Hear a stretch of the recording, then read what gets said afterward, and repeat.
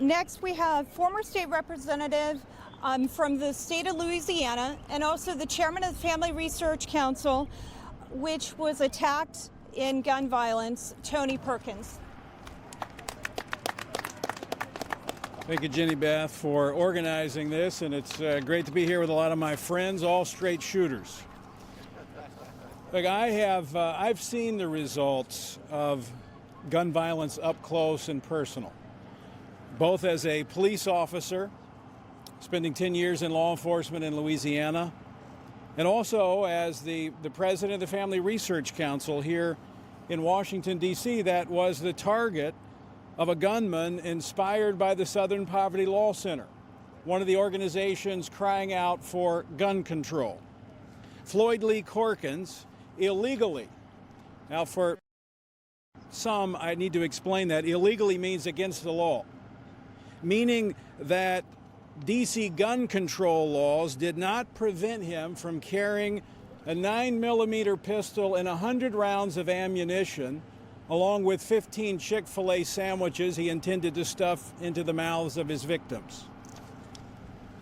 Because of D.C. gun laws, there was no one in our building that had a gun that could stop him.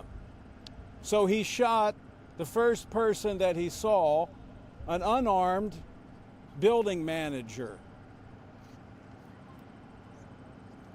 critically wounding him on his way to shoot the rest of the nearly 100 people in our building.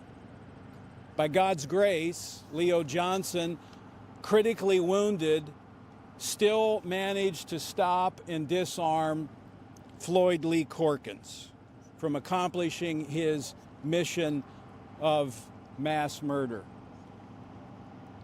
Perkins is now serving 25 years in prison, being convicted of domestic terrorism, the first man convicted under D.C.'s domestic terrorism law.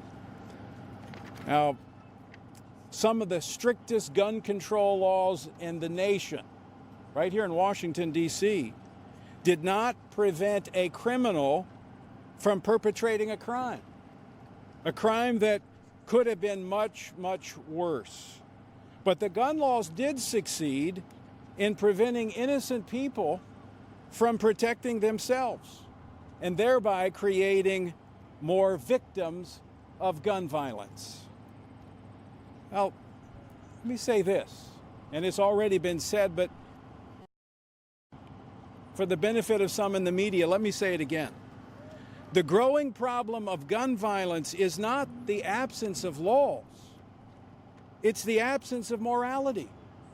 The result of the left's unrelenting assault on religious freedom in the public square. It is the result of the very ones who are crying for gun control on their half-century march through the institutions of America, driving God from the public square and denying our children the freedom of religion. They've gone after the First Amendment, now they want the Second Amendment, and I say no way. Now, I've said it before and I'll say it again. I will sit down with those on the other side of this issue and have a discussion about if there are laws that might need to be changed or added to address gun violence, but only if they are willing to look beyond the instruments of violence. You see, we must go beyond the symptoms to the source. Why is there such a disregard for our fellow human beings that gunmen can go into a shopping center and kill children and not think twice about it? I know the answer to that question, and I think the other side knows it just as well, and that's why they won't sit down and have a discussion.